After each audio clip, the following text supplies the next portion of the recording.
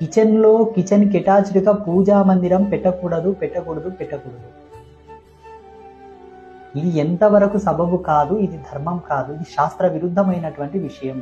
భగవంతుడు ఎప్పుడే గాని తూర్పు ముఖంగా ఉండాలి. తూర్పు అభిముఖంగా భగవంతుడు ఉంటేనే ఆ ఇంట్లో శ్రేయో సంపన్నమైనటువంటి జీవితాలు జీవించడానికి నెలకొలువ అవుతుంది. భగవంతుడు ఎప్పుడే గాని పడమరను చూడకూడదు, ఇది దోషం.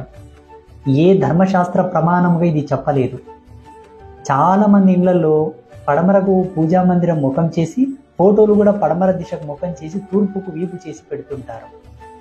ఇది తప్పు, ఇది చాలా తప్పు తప్పు తప్పు.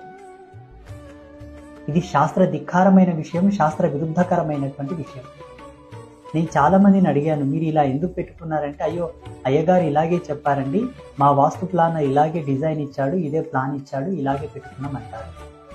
అదే విధముగా భగవంతుని యొక్క చిత్రపటంలో గనక మీరు తూర్పుకు వీపు చేసి పడమరకు ముఖం చేసి పెట్టుకుంటే, మీకు వచ్చేటటువంటి దైవీ కేంద్రముల నుంచి వచ్చే శక్తి ఏదైతే ఉందో ఆ శక్తి కూడా సంసార ధర్మానికి విభిన్నంగా ప్రవహిస్తుంది తప్ప సన్మార్గంలో ప్రవహించినదై ఉండదు. భగవంతుడు ఎప్పుడే గాని తూర్పు కేంద్రంగా ఉండాలి.